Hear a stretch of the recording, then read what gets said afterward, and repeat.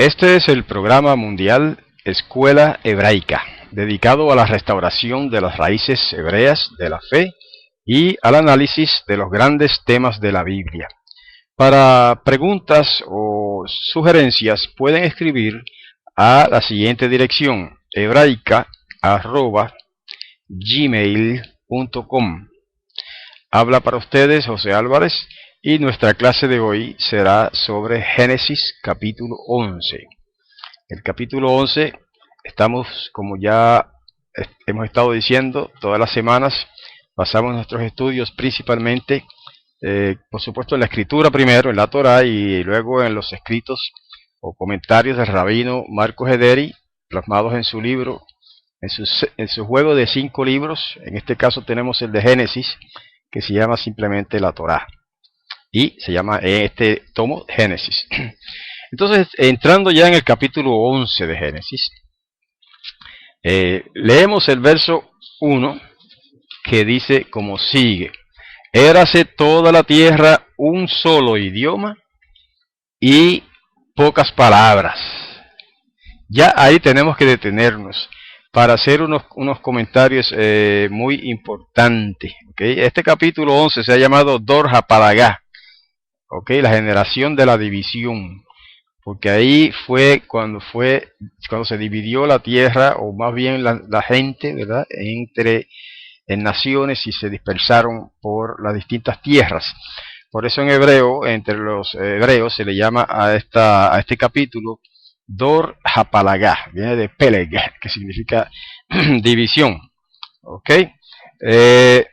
Ya en el verso 1, como estaba diciendo, tenemos que detenernos para hacer unos comentarios muy importantes. No están en el libro, pero son muy pertinentes los comentarios que vamos a hacer sobre el verso 1 de Génesis 11.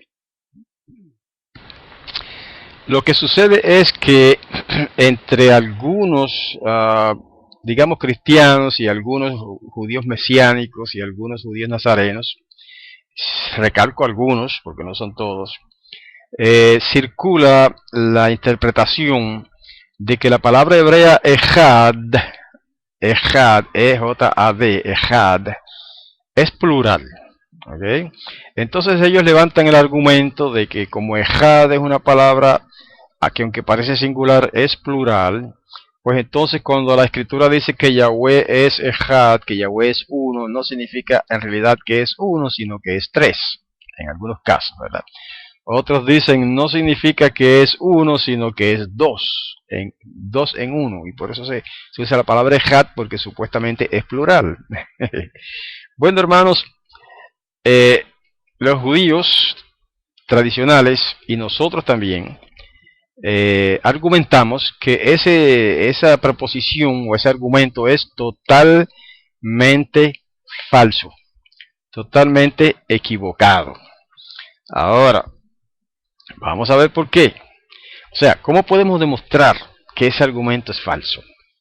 Y para aquellos que creen igual que nosotros, queremos indicarles que aquí tienen ustedes un buen argumento en lo que vamos a decir ahora, para demostrar que ese argumento que mencionamos de que ejad es plural es equivocado, es falso.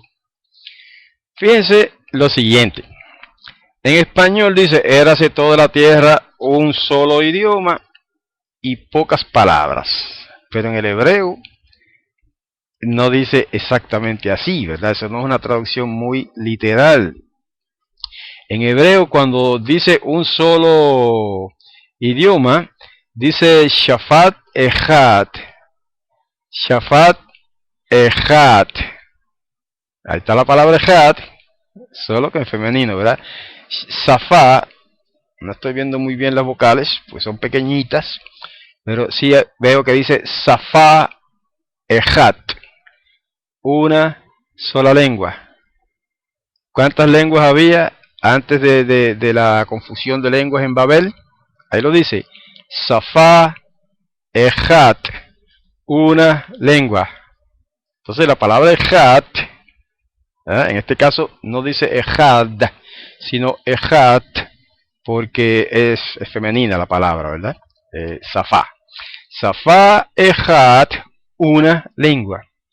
¿Significa eso que había muchas lenguas? Porque se usa la palabra Ejad y el Ejad supuestamente es plural. No, al contrario. Había un solo idioma, una sola lengua, y en el hebreo dice Safá Ejad. Ahí está, pero no solamente eso. Lo que viene ahora es más importante todavía. Y es que la palabra Ejad tiene un plural. Y si la palabra Ejad tiene un plural, entonces eso quiere decir que la palabra Ejad es un singular. Sencillo. Fíjense que dice primero que en la tierra había Safá Ejad, una lengua. Y luego dice Udebarim Ajadim. Entonces aquí la palabra Ejad está en plural. Interesante. ¿Por qué? Porque la otra palabra, cuando habla de idiomas o palabras, debo decir, Udebarim quiere decir y palabras, literalmente lo que dice el hebreo así, Udebarim Ejadim y palabras unas. Entonces fíjense que se traduce, acá el rabino Ederi traduce y pocas palabras. Una buena traducción al español, ok. Pero en el hebreo literalmente dice, vamos a leerlo otra vez, Safá Ejad, una lengua, Udebarim Ejadim, Ajadim, y palabras unas. Interesante. Entonces la palabra Ejad en hebreo tiene su plural, que es Ejadim. ¿Ok? Si fuera masculino, ¿no? Ejad, Ejadim. Uno, unos. Singular, plural. Entonces si fuera femenino sería Ejad, sería Ajadot. ¿No? Depende de lo que esté hablando. En este caso es masculino la segunda vez. La primera vez Ejad, Safá Ejad, una lengua, ese es femenino. Luego dice Udebarim Ejadim, y palabras unas. Entonces es sencillo, hermanos, es sencillo. No hay que dejarse engañar por argumentos, digamos, que no toman en cuenta o desconocen las interioridades del idioma hebreo. En el idioma hebreo, al igual que en español, la palabra uno, que en hebreo es ejad, tiene su plural. En español es igual, en español está uno y unos. Cuando se dice un individuo es uno. Cuando se dice unos individuos, entonces son varios, ¿verdad que sí? Entonces la palabra uno en español es singular y tiene su plural, que es unos. Sencillo, ¿verdad? Pues en hebreo es exactamente lo mismo. En hebreo es exactamente lo mismo. Ejad, singular, uno. Ejadim, plural, unos. Entonces, donde dicen en Deuteronomio 6:4 que Yahweh es Ejad, si querían decir que es plural, ¿por qué no dijeron Yahweh Ejadim? Eso es lo que debería decir. Yahweh Ejadim. ¿Recuerdan? Shema Israel, Yahweh Elohenu, Yahweh Ejadim. Es lo que debería decir si quisieran decir plural, indicar un plural, pero no es así que dice. Es Yahweh Elohenu, Yahweh Ejad. Yahweh es nuestro poderoso, Yahweh es uno. Así que no es unos como plural, sino uno singular, Ejad. Ok, pues entonces aquí tenemos un argumento irrefutable, muy válido y basado en la Torá. Génesis capítulo 11 y verso 1, sencillamente. Ok, seguimos entonces con el verso 2. Ocurrió que al emigrar desde el este, encontraron un valle en la tierra de Shinar. y se asentaron allí. Verso 3. Dijeron el uno al otro: vamos, hagamos ladrillos y cozámoslos al fuego. Les sirvió el ladrillo por piedra y el betún por argamasa. Debería decir la brea, no el betún, pero bueno, se usa también esa palabra. Verso 4. Dijeron: vamos, edifiquémonos para nosotros una ciudad y una torre, con su cúspide en los cielos, y nos haremos de un nombre, no sea que nos dispersemos sobre la faz de toda la tierra. Tenemos que detenernos ahí en el verso 4 para hacer unas aclaraciones también, porque a menudo se malinterpretan esos pasajes, ese pasaje específicamente. ¿Okay? ¿Cómo es que se malinterpreta? Bueno, yo he oído, por ejemplo, predicadores diciendo que aquella gente, aquella generación hizo aquella inmensa torre por si venía un diluvio, por si se repetía la experiencia de un diluvio universal, que ellos pudieran subir a esa torre y salvarse, y por eso fue que el Todopoderoso les destruyó la torre. Hermanos, eso podrá sonar bonito, pero es falso, eso es equivocado, eso es erróneo. La razón por la que esta generación de la que estamos leyendo construyó esa torre no fue por si acaso venía un diluvio. Ahí no dice que fue esa la razón. Sin embargo, ahí dice claramente cuál fue la razón. Ahí está, vamos a leerlo otra vez. Es que la gente lee de corrido y a veces no se dan cuenta de lo que están leyendo. Y entonces leen algo y después repiten lo que dice el predicador. Mire, verso 4. Dijeron: vamos, edifiquémonos para nosotros una ciudad y una torre con su cúspide en los cielos. Eso es una hipérbole, ¿verdad? Eso es una exageración. Eso quiere decir que iba a ser altísima, ¿verdad? Con su cúspide en los cielos. Y nos haremos de un nombre. Ese es el primer motivo. Había dos motivos, aunque interrelacionados, para la construcción de aquella torre. Dice: nos haremos de un nombre. Eso quiere decir nos haremos de una fama. Muchas veces la palabra nombre en las escrituras hebreas significa fama. ¿Ok? En este caso es así. Nos haremos de un nombre, o sea, nos haremos una fama al crear esa inmensa torre que supuestamente llega hasta los cielos. Claro, se refiere al cielo atmosférico, ¿verdad? Las nubes. Y dice: no sea que nos dispersemos sobre la faz de toda la tierra. Ahí está. Esa fue la razón. Que esa torre sirviera de agente unificador en términos de toda esa población y esa cultura, para que no se dispersaran por toda la tierra. Ahí está clarito el motivo, o los motivos por los cuales edificaron la ciudad y la torre. Lo que pasa es que todo el mundo le da énfasis a la torre, pero no menciona mucho la ciudad. Eran dos cosas que estaban construyendo. La ciudad, para poder aglomerarse allí todos esos pueblos, que no eran muchísimos en aquel tiempo, ¿verdad? Eran pocos, relativamente, ¿no? Y la torre, con el propósito, aparte de hacerse un nombre, hacerse famosos, de que no fueran dispersados por toda la tierra. Entonces, ¿cuál es el problema con esa meta, con esa propuesta? ¿Cuál es el problema con ese proyecto que tenían estas personas?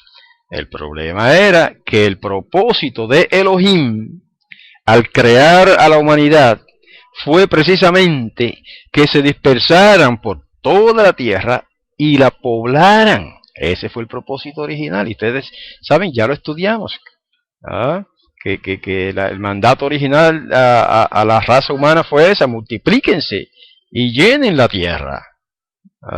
Entonces ahora vienen estas personas en su desvarío, en su desvío de la voluntad del Todopoderoso, y dicen: vamos a construir una torre y una ciudad para que no nos dispersemos por toda la tierra. Aquí lo expresa un poquito diferente, pero significa lo mismo. Dice: construyamos una ciudad y una torre, no sea que nos dispersemos sobre la faz de toda la tierra. No sea que nos dispersemos. Eso quiere decir que si no construimos esta ciudad y esta torre, entonces muy probablemente nos vamos a dispersar por toda la tierra. Entonces, para que no suceda esa dispersión, entonces vamos a hacer un centro aquí inmenso, una gran ciudad y una gran torre, que nos sirva no solamente de símbolo y de fama, sino también de agente aglutinante, ¿verdad? O unificador, de modo que no nos dispersemos por toda la tierra. Un proyecto completamente opuesto, distinto y opuesto al proyecto que tenía originalmente el Creador para la raza humana. Ok, entonces seguimos con el verso 5. Descendió Yahweh para observar la ciudad y la torre que habían construido los hijos del hombre. Fíjense que cuando en la Torá y quizás en otros libros de las Sagradas Escrituras se dice que Yahweh, o en este caso, Yahweh, o aunque diga Elohim, se dice que descendió, no hay que tomar eso literalmente, ¿saben? Eso es una manera de decir, en el idioma hebreo, que él fijó su atención, que el Todopoderoso fijó su atención.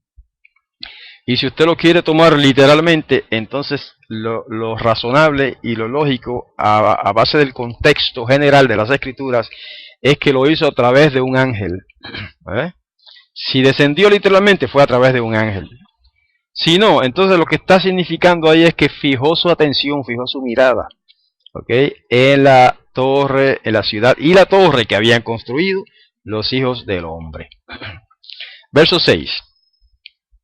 Dijo Yahweh, he aquí que son un solo pueblo y un solo idioma tienen todos, y este es el comienzo de su obra, y ahora no les será vedado nada de lo que se han propuesto hacer. Ok. Así que el Todopoderoso reconoció que si esta gente se había propuesto eso que expresaron ahí, nada les vedaría o les impediría lograr ese objetivo. ¿Okay? Ahora, el verso 7 dice, vamos, descendamos y confundamos allí su idioma, para que no entiendan el uno el idioma del otro. Tenemos que detenernos en el verso 7 también, porque aquí hay un comentario del Rabino Ederi, que dice, aquí los verbos atribuidos a Elohim figuran en plural majestático, como ocurre también en Génesis 1:26. Un comentario muy breve, eso es todo lo que dice sobre el verso 7.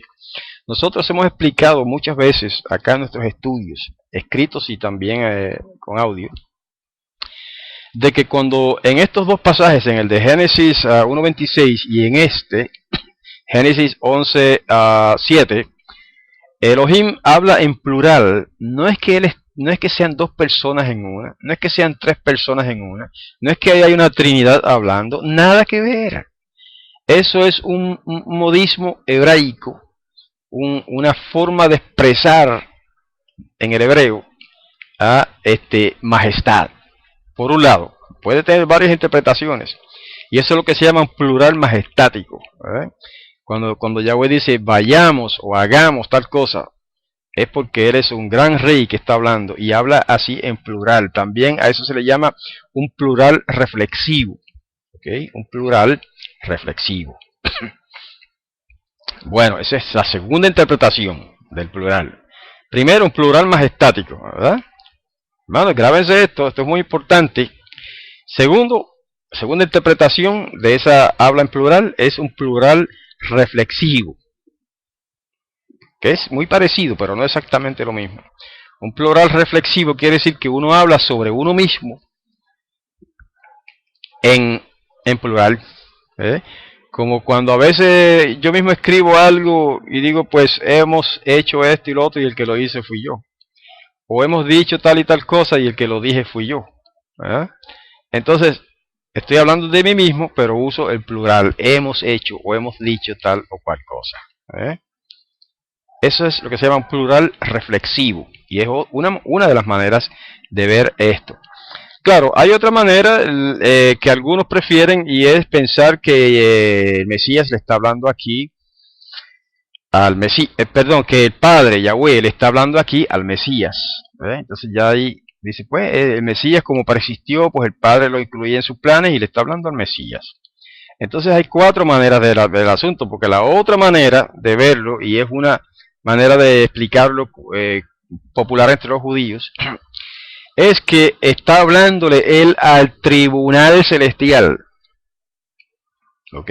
Que desde el punto de vista nuestro pudiera estar incluido el Mesías, persistente, ¿ok? Pero como quiera que sea, está hablándole aquí a un cuerpo legislativo que existe en el cielo, ya hemos estudiado eso varias veces, que se llama el Tribunal Celestial, ¿ok? O el Consejo Celestial, que está compuesto de primeramente el Padre, y luego todos los seres espirituales que existen en el cielo, que no son solamente ángeles. Ya hemos explicado todo sobre los malachim, vamos a decirlo en español hasta donde recordemos, los seres circulares, los ángeles, los querubines, los serafines,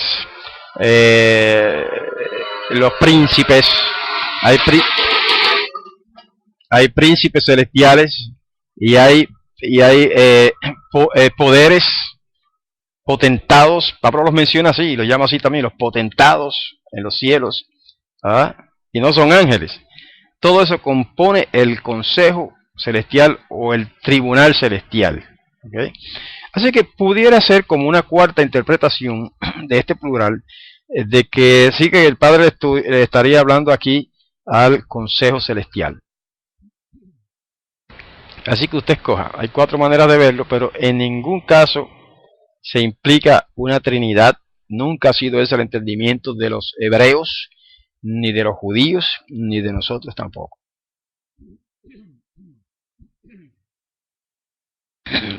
Bueno, verso 8. Fíjense, la otra evidencia de que ese plural es un plural reflexivo, que él está hablando en plural, pero está refiriéndose a sí mismo, es el verbo, ¿verdad? Fíjense que en el verso 7, no, en el verso 6 dice, dijo Yahweh, singular. ¿Es o no es? Dijo Yahweh. Entonces ahí se cita lo que dijo. Entre otras cosas, vamos, descendamos, confundamos, etcétera.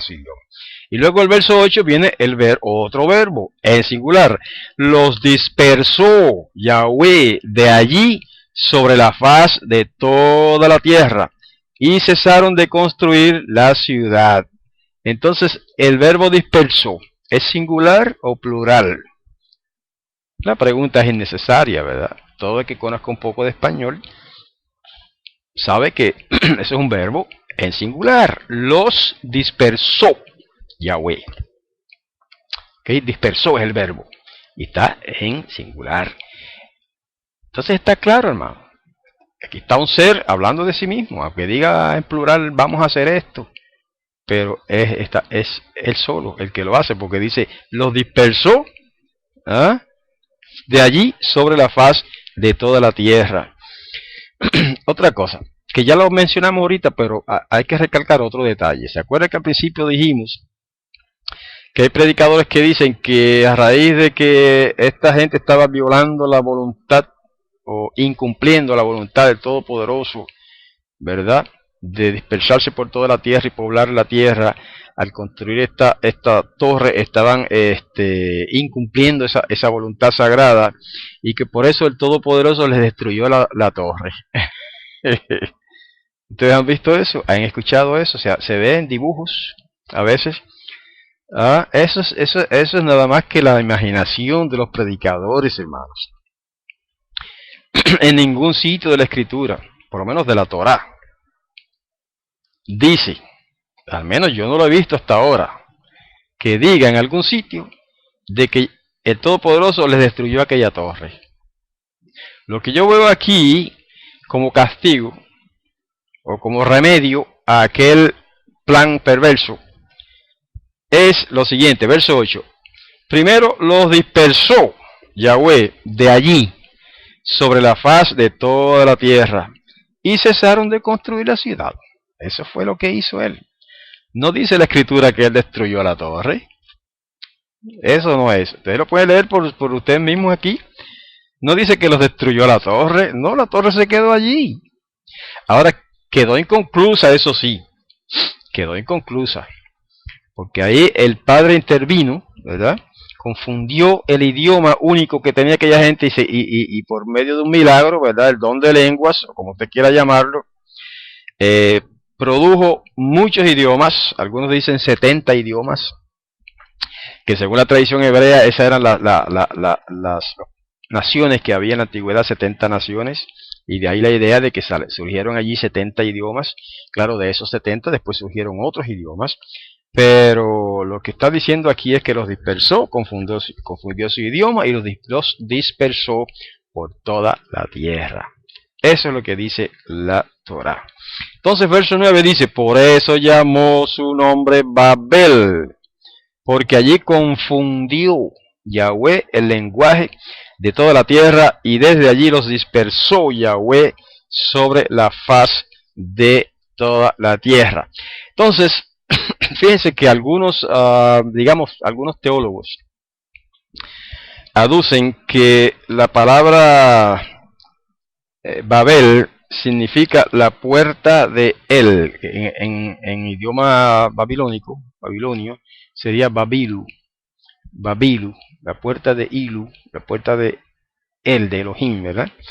Pero eso, quién sabe si en babilonio significaba eso, pero aquí en el texto hebreo se le da otra connotación a la palabra, ¿verdad? No como la puerta de él, o de Elohim, sino como confusión.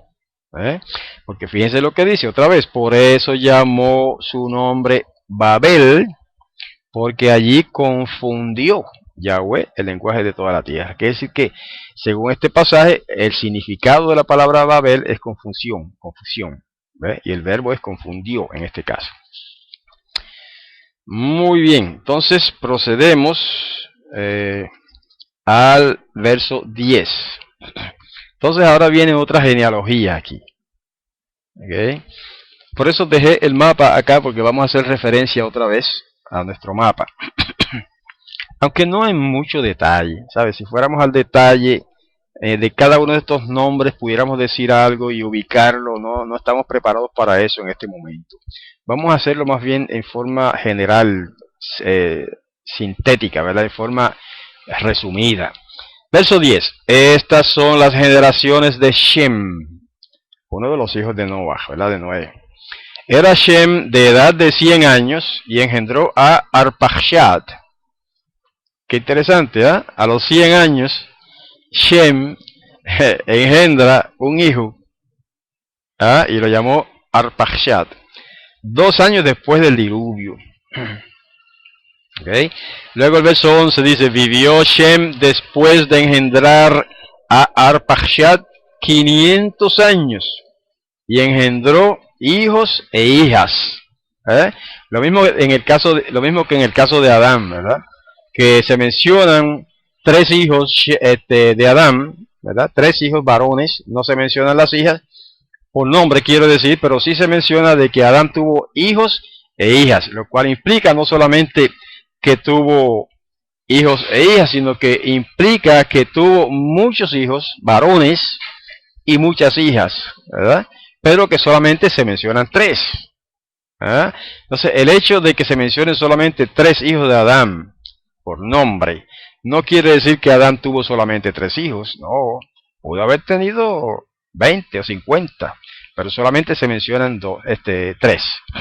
Pues aquí pasa lo mismo, dice que vivió Shem después de engendrar al Arpachshad 500 años y engendró hijos e hijas. Eso incluso implica, no lo dice necesariamente, pero implica que fueron muchos hijos e hijas. Verso 12. Vivió Arpachshad 35 años y engendró a Shalach. Vivió Arpachshad después de engendrar a Shelah 403 años y engendró hijos e hijas. Entonces vuelvo a recalcar aquí, quizá me llamen majadero, pero es que es un detalle importante, hermanos. Vuelvo a recalcar algo que he repetido varias veces, que fíjense cómo en la escritura, en el texto hebreo, y este traductor hace justicia al texto hebreo, traduciendo los nombres tal como están, sin cambiarlos, sin unificarlos. A veces hay cambios de vocales. Y a veces se forma la discusión entre los creyentes que si es Yahshua o es Yeshua. Otros dicen, no, no es Yahshua, es Yeshua. Otros dicen, no, no es Yeshua, es Yahshua. Bendito. Si el texto es hebreo, nos da el ejemplo de que puede haber variación en la vocalización de los nombres. Aquí tenemos otro ejemplo más. En el verso 12 se le llama Shalach, con A, dos A, ¿verdad? Shalach. En el verso 13 se le llama Shelach. Ahí cambio la A por la E. Shalach, Shelach. Entonces no hay que estar peleando por una vocal en casos como este de nombre, ¿verdad? Hay veces que una vocal sí puede hacer diferencia de significado cuando se trata de otras palabras. Pero cuando se trata de nombres, no necesariamente es así. Verso 14. Dice, vivió Shelach 30 años y engendró a Eber. Este nombre es bien importante porque de ahí vienen los hebreos. Eber. 15. Vivió Shelach después de engendrar a Eber 403 años y engendró hijos e hijas. Otra vez la misma frase, ¿verdad? Esa frase se repite muchísimo. Verso 16. Vivió Eber 34 años y engendró a Paleg. Vivió Eber después de engendrar a Peleg 430 años y engendró hijos e hijas. Otra vez, la diferencia de vocales. Primero lo llama Paleg con A, luego lo llama Peleg con E. Eso tiene una razón gramatical, pero no vamos a entrar en esos detalles ahora. Verso 18. Vivió Peleg 30 años y engendró a Reú. Vivió Peleg después de engendrar a Reú 209 años y engendró hijos e hijas. Otra vez todos estos personajes tuvieron muchos hijos, muchos hijos. No dice ahí, si hubieran tenido pocos, tal vez habría dicho, engendró 3 hijos, o engendró 2 hijos. Pero cuando dice engendró hijos e hijas, implica que tuvieron muchos hijos y muchas hijas. Verso 20. Vivió Reú 32 años y engendró a Serug. Vivió Reú después de engendrar a Serug 207 años y engendró hijos e hijas. Otra vez la misma frase. Verso 22. Vivió Serug 30 años y engendró a Nahor. Ya nos estamos acercando a la genealogía de Abraham. Nahor. Vivió, verso 23. Vivió Serug después de engendrar a Nahor 200 años y engendró hijos e hijas. Válgame si esta gente vivía montones de años. Algunas personas han argumentado que esto se debe a que no se refiere en realidad a años sino a meses. Nada que ver. No tiene sentido ese argumento, hermanos. Hay evidencia de que eran años lunares, ¿ok? Años lunares. Y hay una serie de argumentos para eso, pero no es pertinente en este momento entrar en ese tipo de argumentos, ¿verdad? Pero hay evidencia de que se refiere a años lunares, que son de 360 días, a diferencia de los años solares, que son de 365 días, y un poquitito más, ¿verdad? Pero fíjense que la diferencia es poca. De 360 a 365 días por año, solamente hay 5 días de diferencia. Así que como quiera que sea, como quiera que sean años lunares, pues esa gente vivió muchos años, centenares de años. Ya hemos explicado eso antes, ¿verdad? Que se debió principalmente a esa vitalidad que todavía la humanidad conservaba en este periodo de la historia, esa vitalidad original inherente en el ser humano creado por el Todopoderoso, que fue creado para vivir para siempre, millones de años, ¿eh? Y que solamente a causa de la desobediencia de Adán, ese plan se modificó o se frustró, y ahora entonces el hombre, por la sentencia divina, por decreto divino, tiene que vivir pocos años sobre esta tierra. Pero aún así, la vitalidad original que el Creador puso en el cuerpo humano y en la mente humana, en este tiempo de estas personas todavía era grande, era mucha esa vitalidad, y por eso esas personas duraron tantos años. Eso es uno de los factores, ¿verdad? Había otros factores como que la alimentación en aquellos tiempos era más natural que ahora, ¿verdad? Había menos contaminación en todos los sentidos de la palabra. Todo era más puro, más limpio, etcétera, etcétera. Hay muchos factores, ¿verdad?, que inciden en esa alta longevidad de aquellos personajes postdiluvianos, prediluvianos y postdiluvianos también. Vamos al verso 24. Vivió Nahor 29 años y engendró a Taraj. Otro cambio de vocales. Ahora lo llama Taraj. Verso 21. Vivió Nahor después de engendrar a Teraj 119 años y engendró hijos e hijas. ¿Okay? Vivió Teraj 70 años y engendró a Abram, a Nahor y a Harán. Fíjense que Teraj engendró, según este verso, solamente 3 hijos. ¿Ok? No necesariamente fueron solamente 3. Se mencionan solamente 3. Pudieron haber sido más. Como en el caso de Adán, también pudieran haber sido más de 3. Pero esos son los principales, los notables, los sobresalientes en la historia de los hebreos. Y por eso se mencionan esos 3 en especial. Vivió Teraj 70 años y engendró a Abram, a Nahor y a Harán.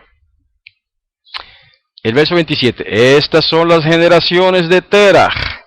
Teraj engendró a Abram, a Nahor y a Harán. Y Harán engendró a Lot. Verso 28. Murió Harán en vida de Teraj, su padre, en su tierra natal, en Ur de los Caldeos. ¿Okay? Así que Teraj nunca salió de Ur. En otras versiones de las escrituras se le llama Taré a este personaje.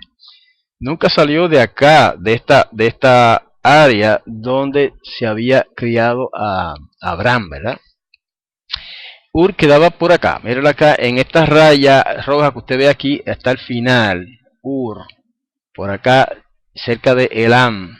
¿Veis? Ahí era donde vivía Abraham originalmente. Y Teraj, ¿verdad?, ahí murió, no salió de ahí. Los que salieron fueron otros, sus descendientes. Verso 28. Murió Harán en vida de Teraj, su padre, en su tierra natal, en Ur de los Caldeos. Verso 29. Tomaron a Abram y Nahor para ellos esposas. El nombre de la esposa de Abram, Sarai. Y el nombre de la esposa de Nahor, Milcá, hija de Harán, padre de Milcá y de Iscá. Esas personas se casaban normalmente en aquellos tiempos, era costumbre, era usual que se casaban entre familias, ¿verdad? A veces hermanos, medio hermanos, ¿verdad? Un hombre se casaba con su media hermana, como fue el caso de Abraham y de este otro personaje mencionado aquí. Y se casaban con los primos, ¿verdad? Primos con primas, etcétera. Eso era bien común en aquellos tiempos. Verso 30, dice Sarai era estéril. Generalmente muchas personas, quizá por influencia de las traducciones cristianas, dicen este nombre de Sara como Sarai, ¿verdad? Sarai. Bueno, está bien, o sea, no es que esté mal decir Sarai, ¿verdad? pero no es exacto, no es preciso, no es precisa esa pronunciación. Casi todas las palabras hebreas que terminan así se acentúan en la A. Por ejemplo, los que dicen Sarai, ¿por qué no dicen bueno, pues algunos también dicen Sinaí, ¿eh? En ambos casos es igual, se dice Sarai y se dice Sinaí. La acentuación va sobre la A, en este caso Sarai. Pero eso es un paréntesis. El verso 30 dice, Sarai era estéril. Ese es el dato importante aquí. No tenía hijo. Verso 31, tomó Terah a Abraham, su hijo, y a Lot, hijo de Harán, su nieto, y a Sarai, su nuera, esposa de Abraham, su hijo, y partieron junto a él de Ur de los caldeos para encaminarse hacia la tierra de Canaán. Debo corregir que de ahorita dije que Terah no había salido, el que no salió fue creo que fue Nahor, ¿verdad? Anyway, ustedes saben esto, a veces cometo algún error en términos de los nombres y personajes, pero esas son historias, ustedes las conocen bien y la pueden corregir y verificar ahí. Lo importante es el suceso. Dice aquí que partieron junto a él de Ur de los Caldeos, o sea, de acá abajo, en esta dirección, según la raya roja esa que está ahí, y dice, para encaminarse hacia la tierra de Canaán. Ahora, la tierra de Canaán, o Canaán, era aquí. Entonces, la pregunta es la siguiente. Si la tierra de Canaán o Canaán es aquí, y Ur de los Caldeos era acá, ¿por qué ellos no hicieron este viaje así en línea recta? Así, así, así, y llegaban acá. Mucho más cerca que dar toda esa vuelta por el creciente fértil. Ellos cruzaron todo el creciente fértil. Ustedes saben que a esta región aquí, entre los ríos de Tigris y Éufrates, la Mesopotamia, toda esta región hasta Harán acá, se le llama el creciente fértil. O sea, creciente por el asunto de que parece, es como una media luna, ¿verdad? Más o menos una media luna, ¿verdad? Imaginaria, y fértil porque a raíz de esos ríos ahí había era una tierra muy abundante, muy fértil, quiero decir, muy abundante en pasto, en árboles, etcétera, etcétera. Entonces ellos tuvieron que cruzar toda esa región del creciente fértil para luego hacia el norte, hacia el noroeste, para luego entonces bajar hacia el sur, acá en Canaán, y establecerse como lo hicieron acá abajo primero y después aquí en esta región de Canaán, ¿verdad? Entonces, ¿por qué no atravesaron esta región así, en línea recta? Siempre la línea recta es la distancia más cerca entre dos puntos, siempre es la línea recta, ¿verdad que sí? Es un principio matemático, no sé qué, pero se estudia en la escuela, siempre el punto más cercano mejor dicho, la distancia más cercana entre dos puntos es la línea recta. ¿Por qué no cruzaron aquí en línea recta? A ver si alguien lo pone en la pizarra. Bueno, parece que no. Es sencillo. Lo que sucede es que todo este territorio aquí es un desierto inmenso de centenares y miles de kilómetros de pura arena. Un desierto inmenso, inhóspito, ¿verdad? Siempre ha habido personas que han vivido en esos desiertos, claro.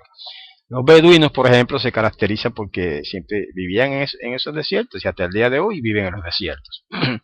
Pero gente que estaba acostumbrada a vivir en la ciudad de Ur, allá en Shinar, ¿verdad?